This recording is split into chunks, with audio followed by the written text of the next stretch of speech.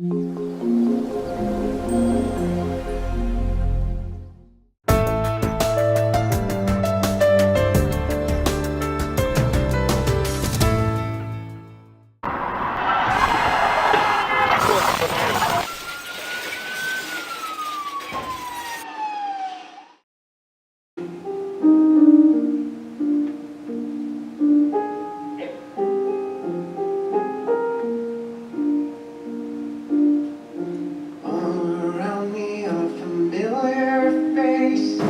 a charge of involuntary manslaughter, facing a maximum of 21 years in prison. We were best friends. My boy never got a chance to grow up.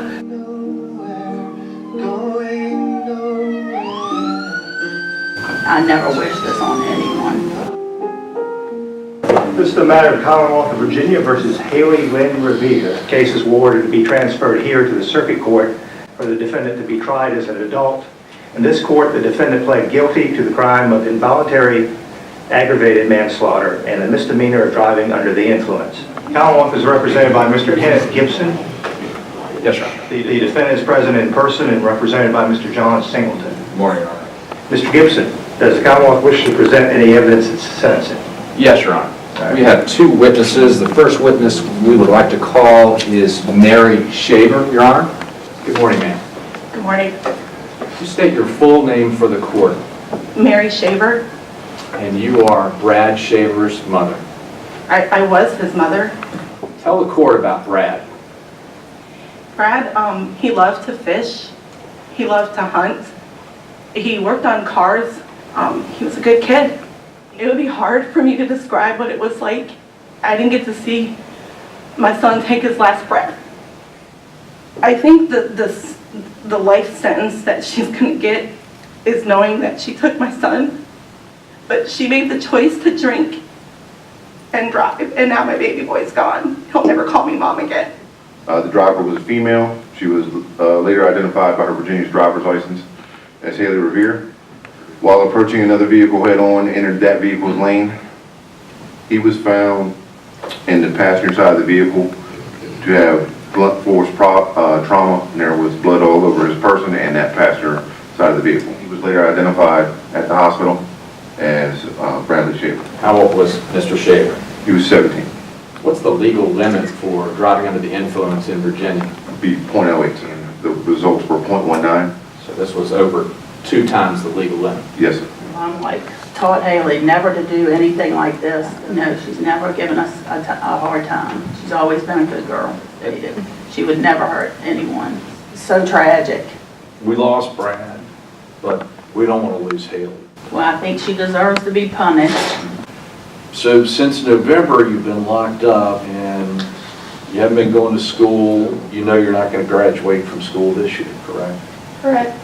Had you already been accepted to college? I've been accepted to 9 schools, and I've chosen to go to Christopher Newport University. I want to major or double major in biology and chemistry and follow the pre-med track and hopefully go to medical school.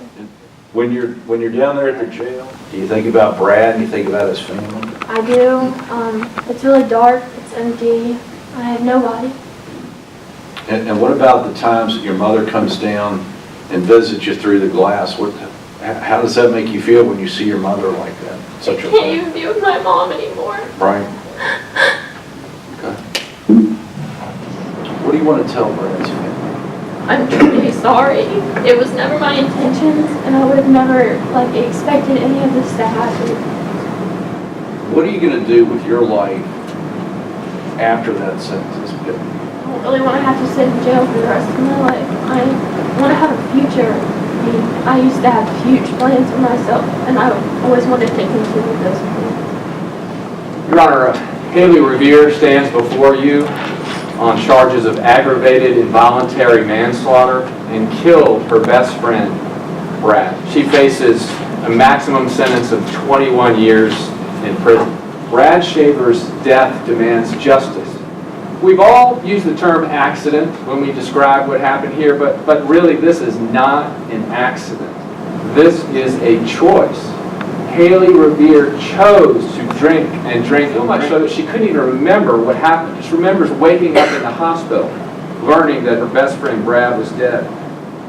None of Haley Revere's performance in the classroom or on the field is going to bring Brad back. None of her help to fellow inmates, none of her volunteer work, none of her future speeches to high school students will bring Brad back. I urge you to hold Haley Revere fully accountable, and I'm asking you to sentence her to serve 17 years in prison, 1 year for each year of Brad's life. Thank you. Mr. Singleton? Thank you. That Haley is an integral member of the children and youth program of the church. Haley is an outstanding member of the community. It is a tragic accident that has had horrible consequences, but Haley made a choice, Brad made a choice, and they were bad choices. That is the past, and so now we have to decide what is the future. What does the future hold for the Shaver family? What does the future hold for the Revere family? And what does it hold for Haley? And the Commonwealth said that none of Haley's accomplishments, none of her athletics, none of her academics, none of her community service, none of her substance abuse, none of her GED training, none of her family, none of that matters because none of that will bring Brad back. That's true. It won't. All of those things tell us that that's who Haley really is, and that Haley really has the potential to do great things. We all lost Brad, and we all feel for the Shaver family. But we don't want to lose Haley too. Don't make this sentencing about the loss of two lives. She is a broken young lady, but she can heal and she can move forward. She can be a productive member of society. 17 years, that is not mercy, that's just punishment. Thank you. Thank you. First off, the court wants to address Ms. Schaefer. And Ms. Schaefer, the court is very sympathetic towards you and your family of this incredible loss. And unfortunately, whatever the court does today is not going to restore Brad. And what the court does today is to try to help not only Ms. Schaefer and her family, but also society and Ms. Revere, even though she may not realize that. Now, Ms. Revere, your mother speaks very highly of you. You have a letter of recommendation, which is very good. And you've done a lot of good things in your life. What that tells me is that you knew better. Awareness of drunk driving among teens is perhaps higher than it's ever been. It's not going to be fun anymore for you. It's not been fun while you've been incarcerated. You're going to be thinking about this for a long time. You understand you're now a convicted felon. So you not only took away your friend's life, you have permanently altered yours. The court's taking a number of things into account in making its decision. The court sentences you to 20 years with 17 years of that suspended. You're to be screened and tested for drugs and alcohol, follow all treatment and counseling recommendations of your probation officer. We also know from the pre-sentence report about the cost of the funeral, and you're to pay restitution of $6,000 to the Shaver family. Your privilege to operate a motor vehicle in Virginia is hereby revoked. Now, for the charge of driving under the influence, you're sentenced to 12 months incarceration, and none of that is suspended. And you're going to serve adult time with the sincere hope that you never return. Well, good morning, everyone. I want to thank you all for your attention. My name is Ken Gibson. This is my partner, John Singleton. We're part of the Gibson Singleton law firms. And we hold these events because we want to raise awareness about the dangers of drinking and driving, as well as distracted driving. And what you saw here is the real-world possibility of what could happen if you choose to drink and get behind the wheel of a car.